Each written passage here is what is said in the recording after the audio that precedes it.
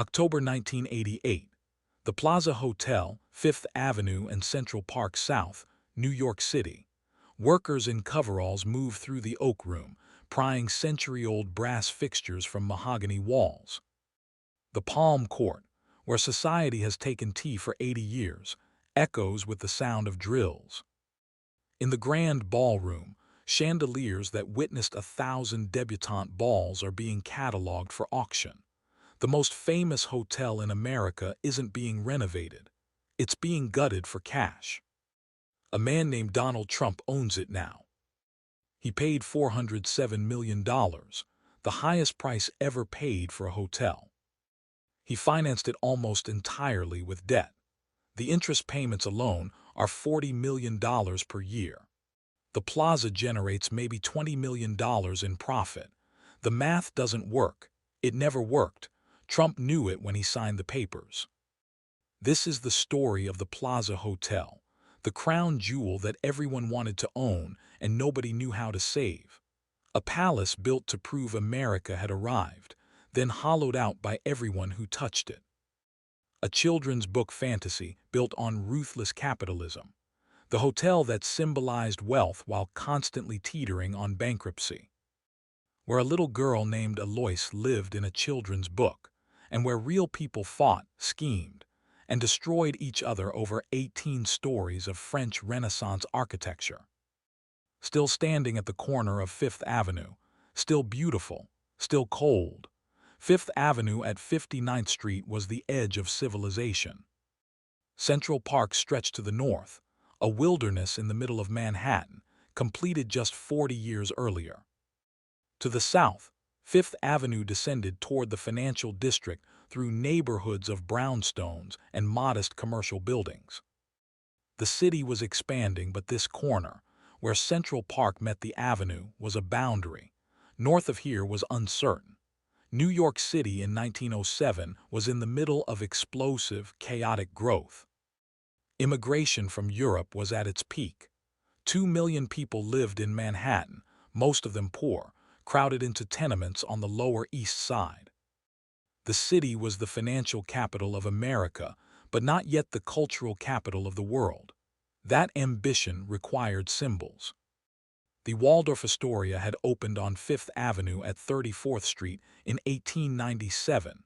Two hotels merged into one, the largest and most luxurious in the world at that time.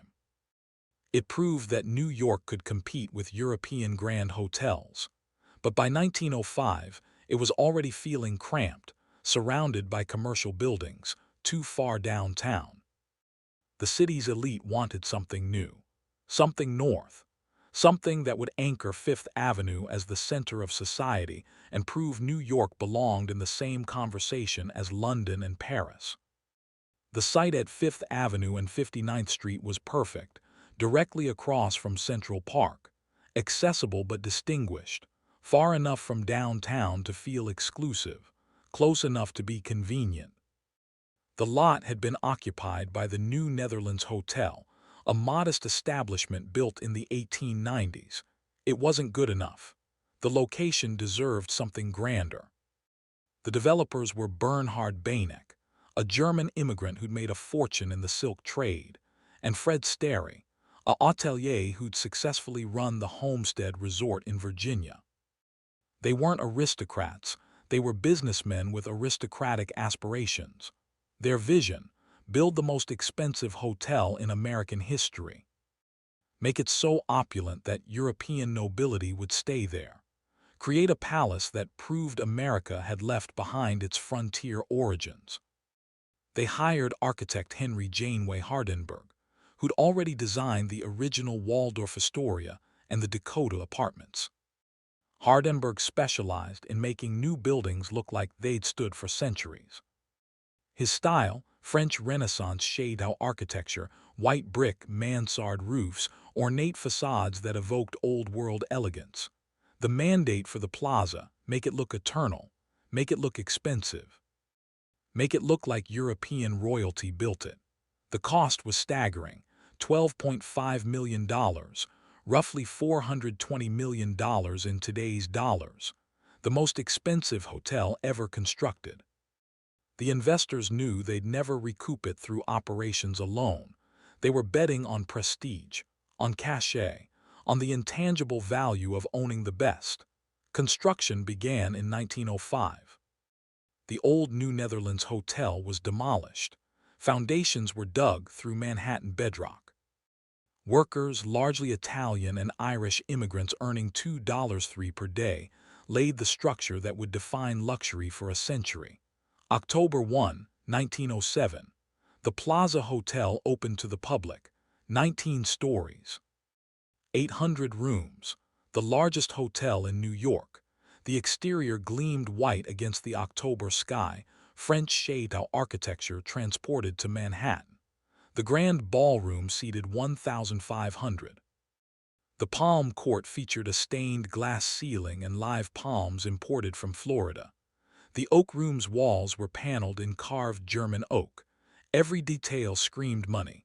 Italian marble, French furniture, crystal from Austria, silverware custom-made in London. The carpet in the lobby weighed 3 tons and had been woven in a single piece.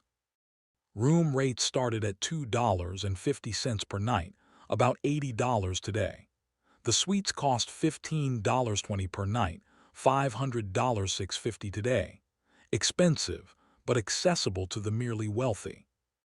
The real money was in the long-term residence, because the Plaza wasn't just a hotel. It was designed as a residential hotel. Guests could rent suites for months or years. This was common for wealthy New Yorkers without permanent homes in the city. They'd live at the Plaza, taking all their meals there, treating it as a mansion they didn't have to maintain.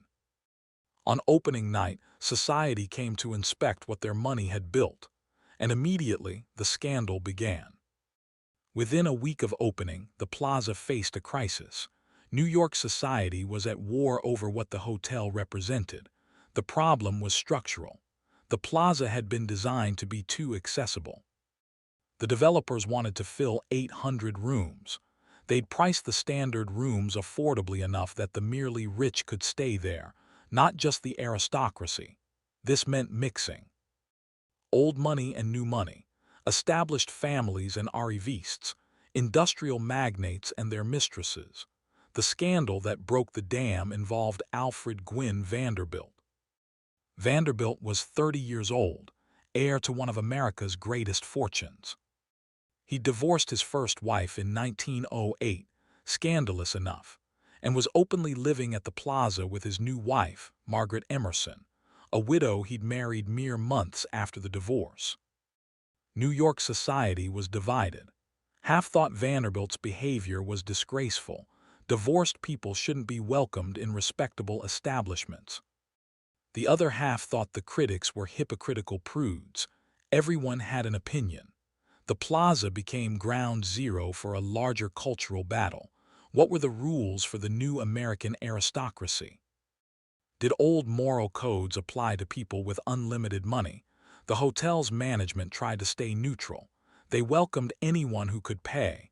This enraged the traditionalists. Mrs. Stuyvesant Fish, leader of old New York society, declared she would never set foot in the Plaza. It was a hotel for divorced people and their companions. Her allies followed suit. They hosted their events at the Waldorf Astoria instead. But the Plaza had something the Waldorf didn't: location, right on Central Park, visible, impossible to ignore. And increasingly, the younger generation of wealthy New Yorkers didn't care about Mrs. Fish's moral pronouncements. The scandal intensified in January 1908. A guest named Henry Hines, a copper mining magnate, was staying in a suite on the 12th floor with a woman who was not his wife. His actual wife lived in Montana. The woman at the Plaza was described in newspapers as his secretary. On January 15, hotel staff heard screaming from the suite. They opened the door to find the woman dead, shot 3 times. Hines claimed she'd committed suicide. The police were skeptical. Gunpowder residue patterns didn't match suicide. Witnesses reported hearing an argument. Hines was arrested. The trial became a sensation. Every detail was published: the affair, the money, the violence. The Plaza's name appeared in every headline. Hines was eventually acquitted. His lawyers successfully argued the evidence was circumstantial, but the damage was done. The Plaza was now associated with scandal, adultery, and murder. The old guard felt vindicated. See, this is what happens when a hotel has no standards. The Plaza's defenders argued this could have happened anywhere. The hotel isn't responsible for its guests' behavior. The battle lines were drawn. The moral controversy was a proxy for something deeper: class anxiety. The old New York elite, families like the Astors, the Vanderbilts, the Fishes, had built their power over generations. They controlled access to society through unwritten rules about bloodline, behavior, and breeding. The Plaza represented a threat. Money could buy access. New fortunes, from mining, railroads, manufacturing, could purchase the same luxuries as old money. The Plaza would take anyone who could pay. This democratization of luxury terrified the old guard. If money was the only requirement, their social dominance was over. The Plaza's management understood this. They tried to implement subtle filters: dress codes, reservation policies, quiet discouragement of certain guests. But they couldn't be too restrictive. They needed to fill 800 rooms. The tension never fully resolved.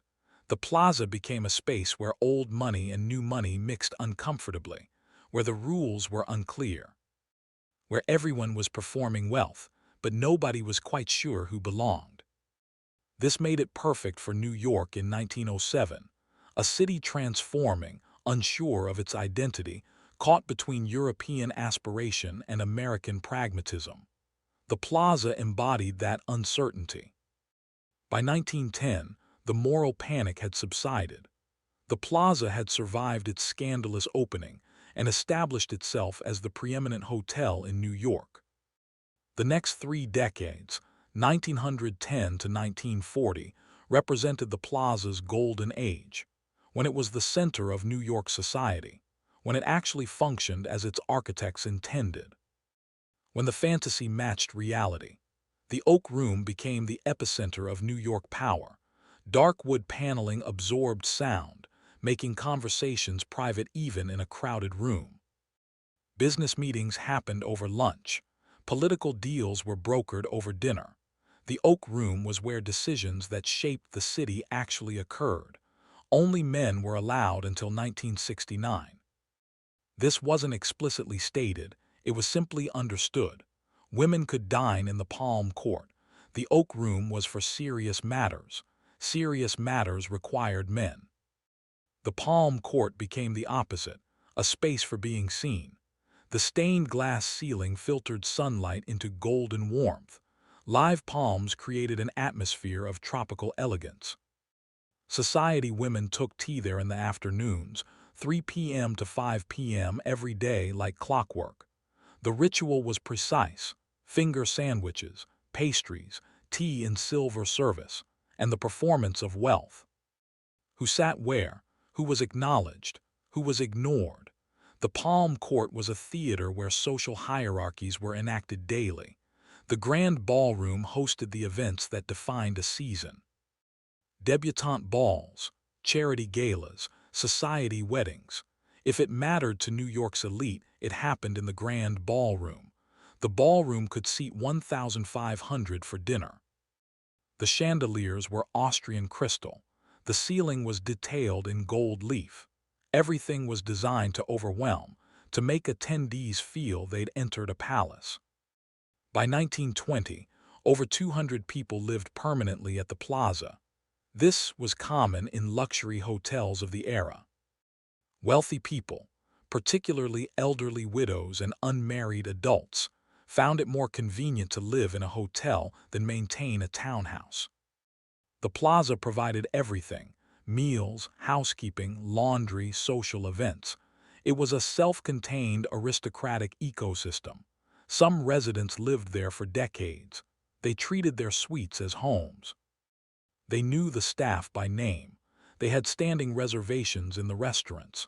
They were part of the Plaza's institutional fabric. The most famous permanent resident was Diamond Jim Brady, though he died in 1917, just a decade after the Plaza opened. Brady was a railroad equipment salesman who'd made millions. He was famous for his appetite, reportedly eating enough for 5 people at every meal, and his jewelry. He wore diamond rings on every finger and diamond studs on his shirts. Brady represented everything the old guard hated: new money, ostentatious, no breeding, but he could afford the Plaza's best suite, so the Plaza took his money. Other notable residents included Frank Lloyd Wright, who lived at the Plaza while designing the Guggenheim Museum, playwright George S. Kaufman, various railroad and banking magnates who needed a New York base. The permanent residents created continuity. They gave the Plaza institutional memory. They were the audience for the social performances happening in the public spaces. The Plaza employed over 1,000 people by the 1920s. This was necessary to maintain the level of service the hotel promised. Bellmen, concierges, housekeepers, waiters, kitchen staff, laundry workers, maintenance crews. The hotel was a small city. Behind the elegant facade, hundreds of workers made the fantasy function. Many were immigrants: Irish, Italian, German, Polish. They worked long hours for modest wages. The tips from wealthy guests could be substantial. A generous tipper could make a bellman's week, but the base wages were low. The work was hard. Housekeepers cleaned up to 20 rooms per day. Kitchen staff worked in heat and chaos. Laundry workers handled tons of linens daily. But employment at the Plaza carried prestige. It was a career. Multi-generational employment was common. Fathers trained sons. The institutional knowledge ran deep. The staff knew everything about the guests: who was sleeping with whom, which industrialist was drinking too much, which society matron was in financial trouble. This knowledge was never weaponized, or at least rarely. Discretion was the job, but the discretion had limits. The Plaza wasn't protecting guests out of nobility. It was protecting revenue. Scandals hurt business.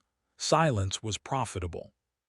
Every president from Theodore Roosevelt to Herbert Hoover stayed at the Plaza. It was the unofficial New York residence for political power. Every major European royal who visited America stayed there. The Plaza was America's answer to European palaces, proof that the New World could host the Old World appropriately. Every titan of industry: J.P. Morgan, Andrew Carnegie, John D. Rockefeller. They conducted business in the Oak Room and lived in the suites. Every major cultural figure: F. Scott Fitzgerald wrote scenes at the Plaza into The Great Gatsby. Zelda Fitzgerald jumped into the Plaza fountain drunk one night in 1920, a moment that became legendary. Ernest Hemingway drank at the Oak Room bar. The Plaza hosted the literary culture that was inventing modern American literature. But the Plaza's relationship with its most famous guests was transactional. They used the hotel. The hotel used them. The association with Fitzgerald made the Plaza more desirable.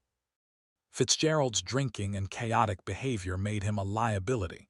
Both things were true. The golden age was never purely golden. Discrimination.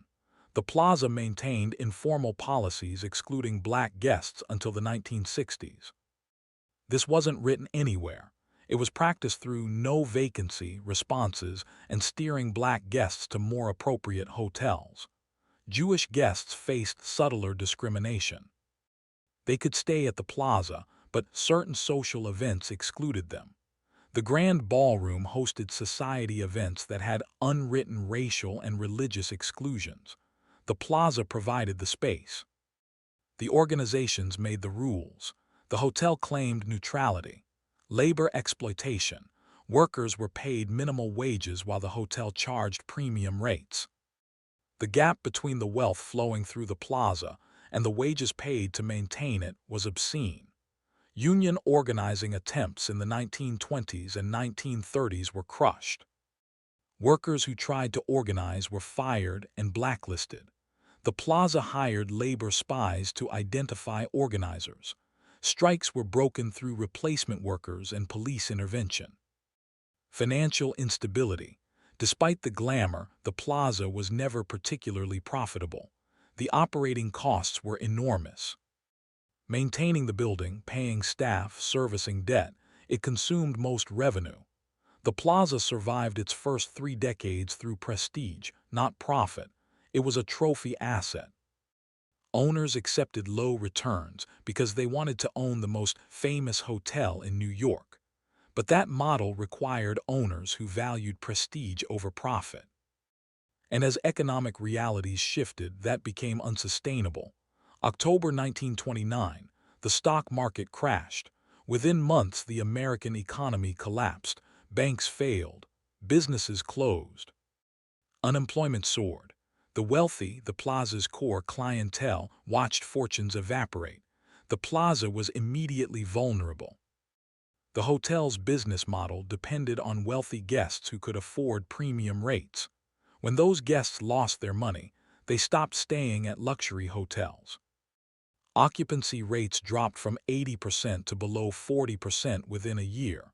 Room rates had to be cut, sometimes by half, just to attract anyone. The permanent residents started leaving. Many had lost their fortunes and couldn't afford to live at the Plaza anymore. Revenue collapsed, but the expenses didn't. The Plaza still employed 1,000 people. The building still required maintenance. The debt still needed to be serviced. By 1932, the Plaza was losing money every month. The losses were catastrophic, hundreds of thousands of dollars per year, in an era when the entire building had cost $12.5 million. The owners, the United States Realty and Improvement Company, couldn't cover the losses. They'd borrowed heavily to build the Plaza. The debt was secured against the property. Default meant foreclosure. The Plaza tried everything to survive. Layoffs. Staff were cut dramatically. By 1933, employment had dropped from over 1,000 to fewer than 400. Workers who'd been there for decades were fired. The institutional knowledge started to drain away. Service cuts. The level of service declined. Fewer housekeepers meant rooms weren't cleaned as frequently. Fewer kitchen staff meant limited menus. Fewer bellmen meant slower service. The Plaza was still functioning, but barely. Deferred maintenance. The building started to deteriorate. Paint faded. Carpets wore thin. Repairs were postponed indefinitely. The Plaza began to look shabby, something that had never happened before. Rent reductions. Permanent residents who remained negotiated lower rates. The Plaza couldn't afford to lose them entirely. Some paid half what they'd paid in 1928. Creative revenue. The Plaza started hosting events it never would have considered before. Corporate functions, sales conferences, anything that generated cash. The exclusivity that had defined the hotel was sacrificed for survival. None of it was enough. In 1943, the Plaza was foreclosed. United States Realty and Improvement Company lost the property. Bondholders took control. This was humiliating for a hotel that had represented American wealth for 36 years. The crown jewel was bankrupt. The bondholders, led by investor Conrad Hilton, restructured the debt and recapitalized the property. Hilton saw value in the Plaza's brand even if the operations were troubled. But the damage was done. The Plaza had lost its aura of invincibility. It wasn't a palace above financial reality. It was a struggling business like any other. The permanent residents who defined its character were mostly gone. The staff who'd maintained its standards had been fired. The building needed millions in deferred maintenance. The Plaza survived the Depression, but it came out fundamentally changed. The Depression killed the Plaza's original model, a residential hotel for the permanent aristocracy. That class, old money living on inherited wealth, had been devastated by the market crash and never fully recovered. The new wealth that emerged after World War II behaved differently. They didn't live in hotels. They bought penthouses and townhouses. The Plaza had to reinvent itself as a transient hotel, guests staying for days or weeks, not months or years. This meant constantly churning guests, higher operational costs, less continuity. The institutional knowledge that had made the Plaza special was gone. The staff who knew every regular guest's preferences had been fired. The multi-generational employment ended. The Plaza still functioned, but it was now a business, not an institution. The Plaza survived World War II and entered the post-war boom weakened but operational. The 1950s brought new prosperity to America. A new generation of wealthy guests discovered the Plaza. But the hotel they experienced was different from what their grandparents had known. And then, in 1955, something unexpected happened that would define the Plaza's public image forever.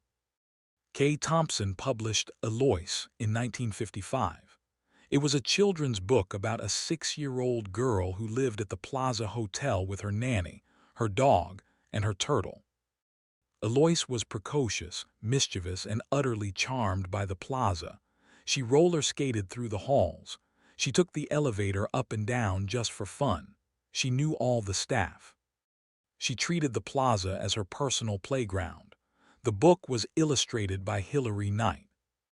His drawings made the Plaza look magical, a palace of endless marble corridors, grand staircases, and infinite possibilities for adventure. Eloise became a massive success. Children's literature had never portrayed luxury hotels this way, as spaces for joy and imagination, rather than adult stuffiness. The book created a fantasy, the Plaza as a place where a little girl could live happily ever after, where wealth meant freedom and fun, where the hotel staff were like family, where everything was beautiful and nothing was threatening. The Plaza Hotel immediately embraced Eloise. They understood the marketing value. The hotel installed a portrait of Eloise in the lobby. They created an Eloise suite. They sold Eloise merchandise in the gift shop. The association with Eloise gave the Plaza something it desperately needed: warmth. The hotel had always been grand, but grand can feel cold. Eloise made it feel magical. But the Eloise fantasy was exactly that, a fantasy. A children's book that bore almost no relationship to how the Plaza actually functioned.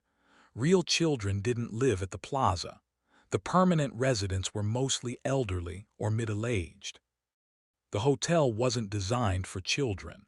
It was designed for adult society. The staff weren't magical helpers. They were working-class employees earning modest wages.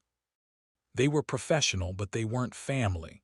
They served guests, then went home to outer borough apartments they could barely afford. The Plaza wasn't a playground. It was a business. Behind the elegance, it was constantly struggling with finances, maintenance, labor disputes, and ownership changes. But the Eloise myth became more powerful than the reality. Generations of Americans grew up believing the Plaza was a magical place where dreams came true. This wasn't true, but it was valuable. The hotel leaned into it, hard, because the fantasy sold rooms. Post-war, the Plaza changed hands repeatedly. Each sale brought promises of restoration. Each ownership extracted value. Conrad Hilton sold the Plaza in 1953 to Arnold Kirkeby for $15 million. Kirkeby sold it in 1955 to A.M. Sonnabend for $6.5 million, a loss. Sonnabend sold it in 1975 to Child's Company for $12 million. Each ownership change meant new management, new policies, new cost-cutting measures. The continuity that had defined the Plaza's golden age was repeatedly disrupted. By the 1970s, the Plaza was tired. It still traded on its reputation, but the building was aging. The systems were outdated. The furniture was worn. It needed massive reinvestment. In 1979, Westin Hotels bought the Plaza for $25 million and immediately announced a $30 million renovation. The hotel would close for 2 years. Everything would be updated. The renovation was completed in 1981.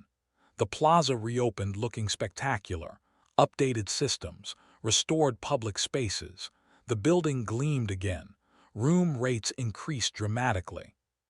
Standard rooms now cost $150 $200 per night, $500 $600 today.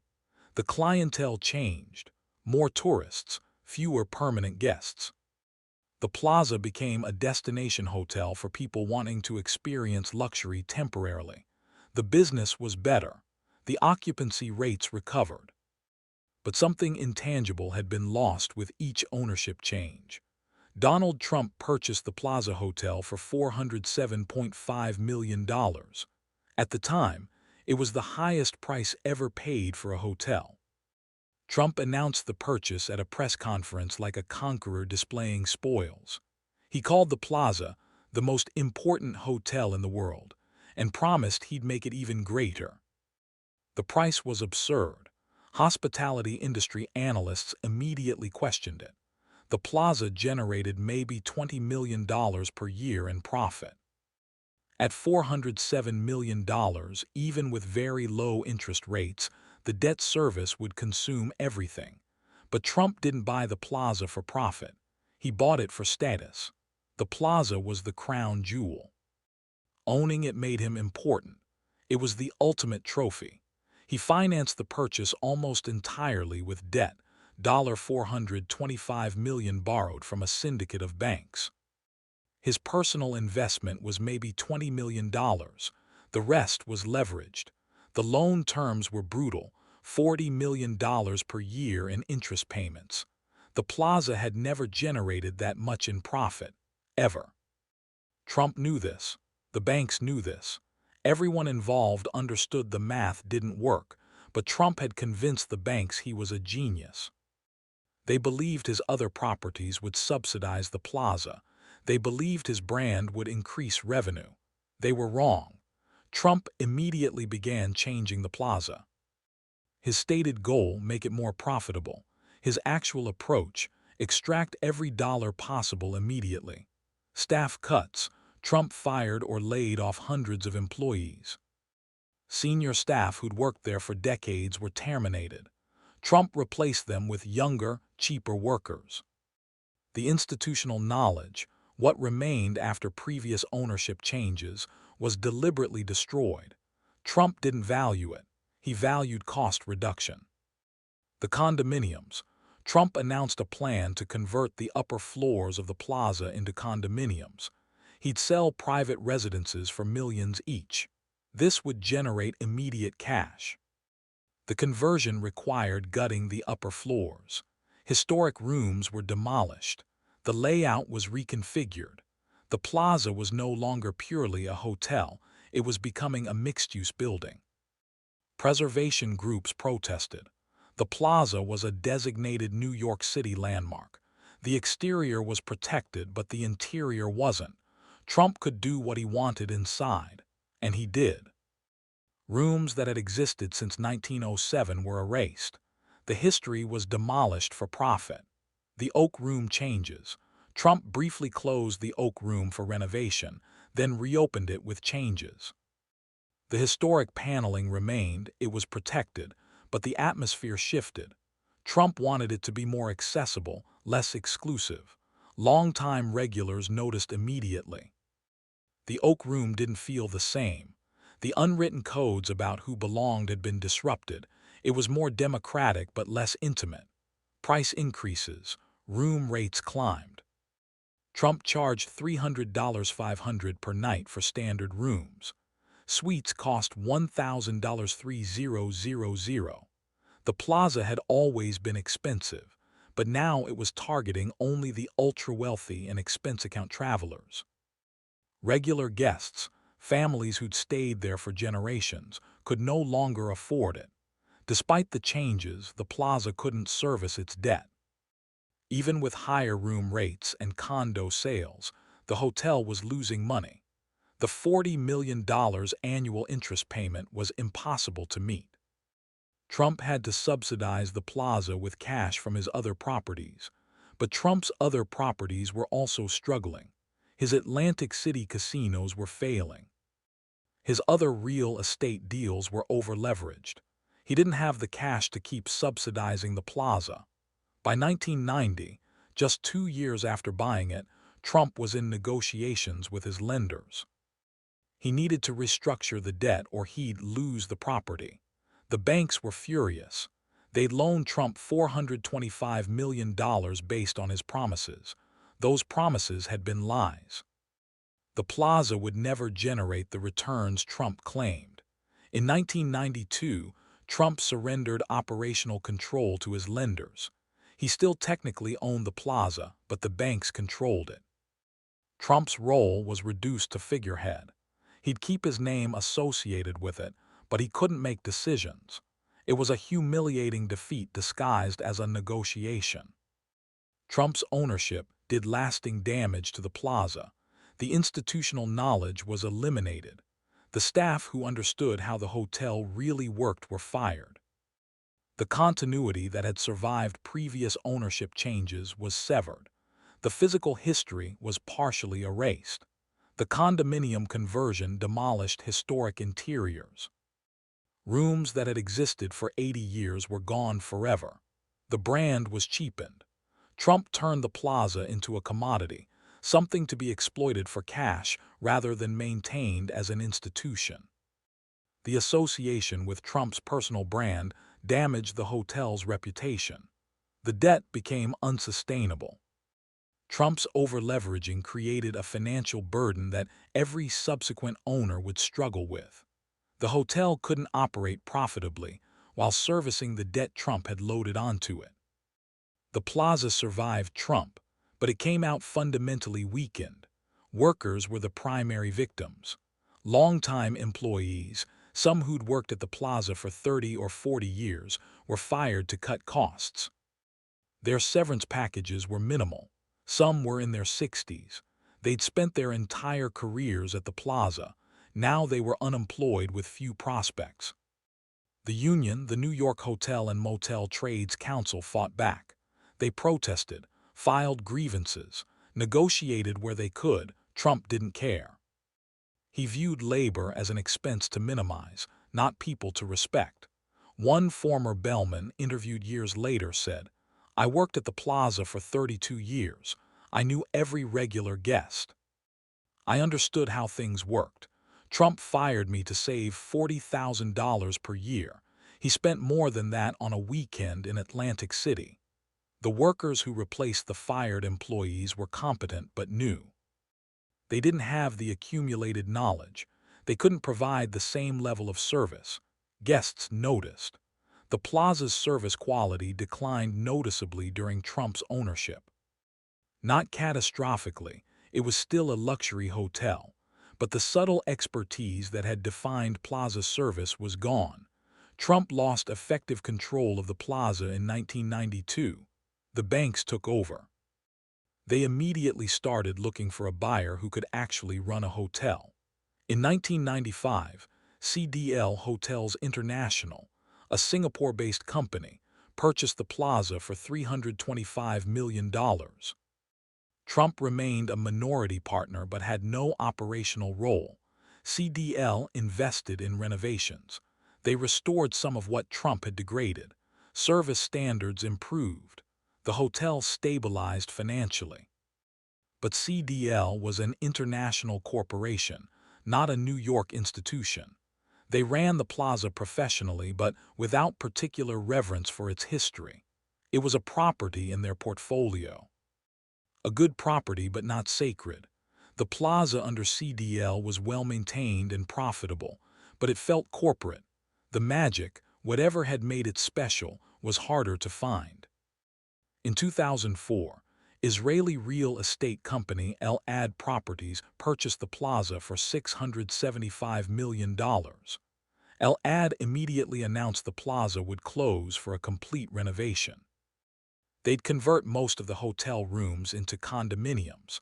Only about 280 of the original 800 rooms would remain as hotel rooms. The rest would become private residences. The plan was financially logical. Condos in the Plaza building would sell for $5.10 million each. That was far more profitable than operating hotel rooms. But it meant the Plaza would no longer be primarily a hotel. It would be a residential building with a small hotel component. The renovation began in 2005. The Plaza closed completely.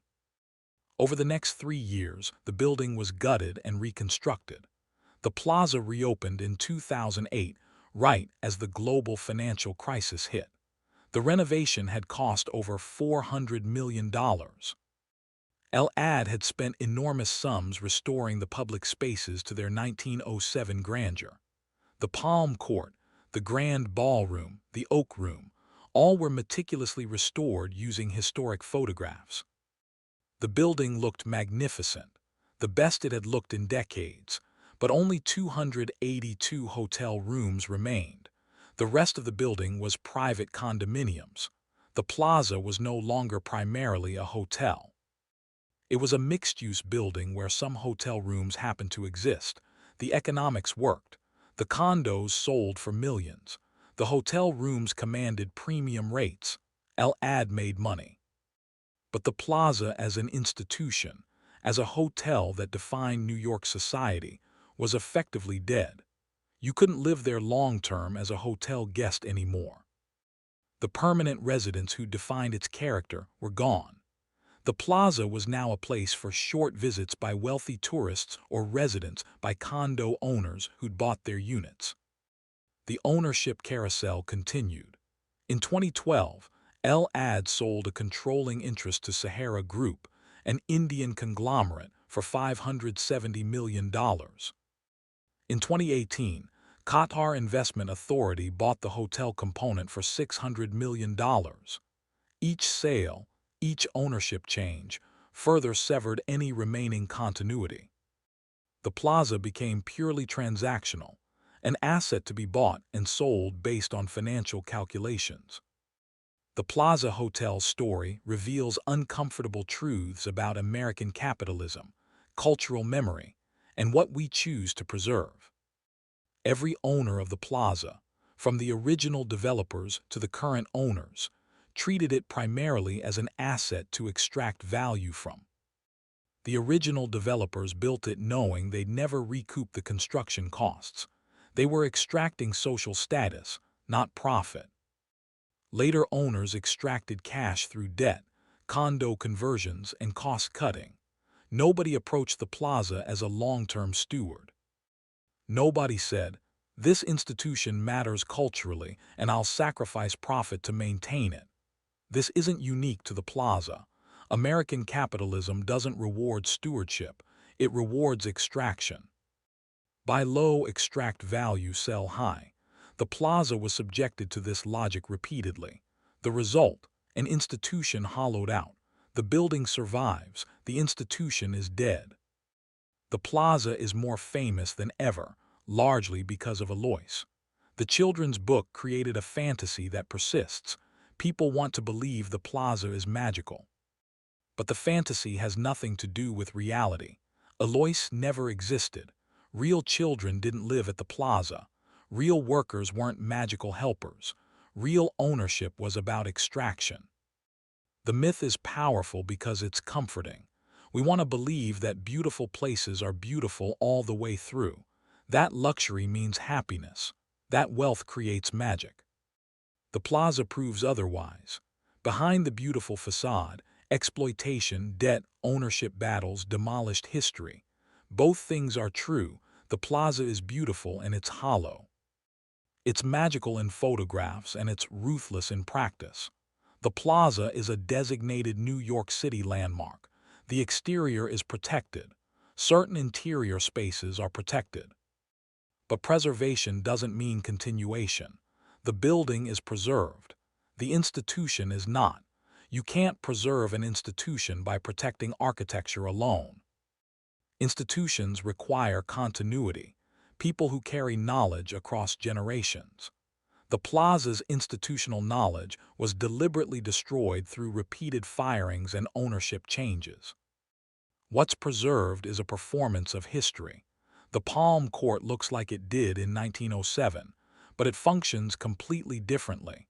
It's a museum exhibit of itself. This is true of most preserved institutions. We save the shell. We kill the substance. We call this preservation. The Plaza was always about class, built to create an American aristocracy, designed to separate the wealthy from everyone else. The workers who maintained it were invisible, paid minimal wages while the guests paid premium rates. The gap was obscene, deliberate, and considered necessary. Every crisis at the Plaza, the Depression, Trump's over-leveraging, the various bankruptcies, hurt workers while owners negotiated soft landings. Workers were fired. Owners restructured debt and moved on. The pattern reveals who matters in American capitalism. Owners matter. Workers are expendable. The Plaza's beauty was built on this extraction. The marble floors were laid by immigrant workers earning $2 per day. The service was provided by people earning poverty wages. The luxury was subsidized by exploitation. You can't celebrate the Plaza without acknowledging this foundation. Today, the Plaza Hotel still stands at the corner of Fifth Avenue and Central Park South. The white facade still glows. The French shade-out architecture still commands attention. It's still one of the most photographed buildings in New York. Walk through the doors and the lobby still impresses. The scale, the detail, the marble, it's all there, beautifully maintained. The Palm Court still serves tea. The Oak Room, closed as a restaurant in 2011, reopened as an event space, still has its historic paneling. The Grand Ballroom still hosts weddings and galas. Tourists come to take photographs.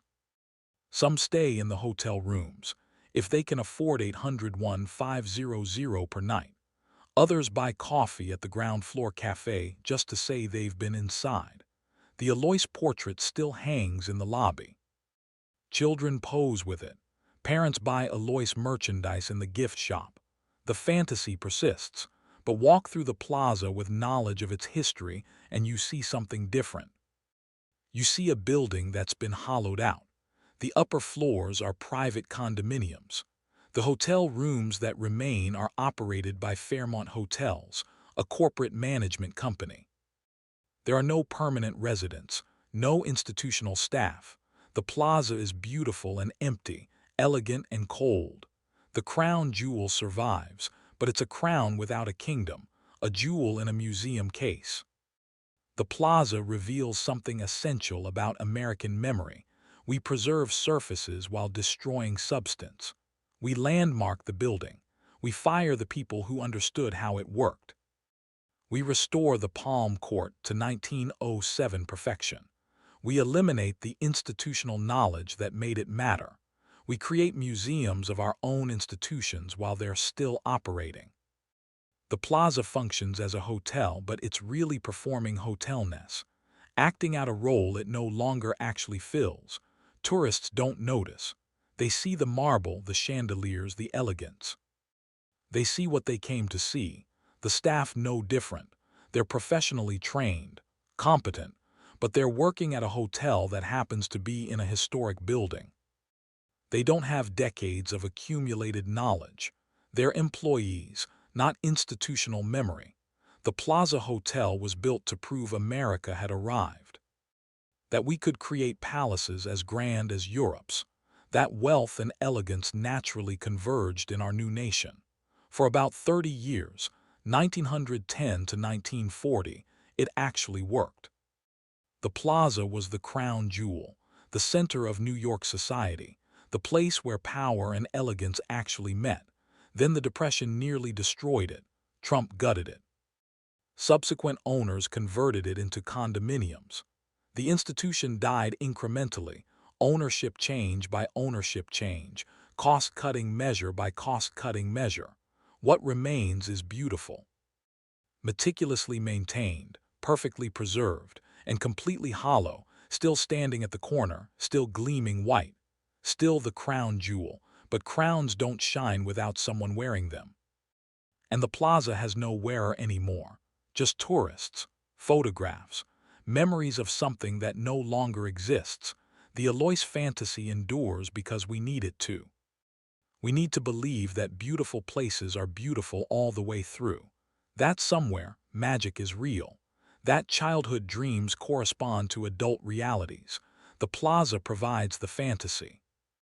For a price, $1,200 per night will buy you a room. You can sleep where presidents slept. You can walk where Fitzgerald walked. You can take tea in the palm court where society once gathered. And you can believe briefly that the fantasy is real until checkout.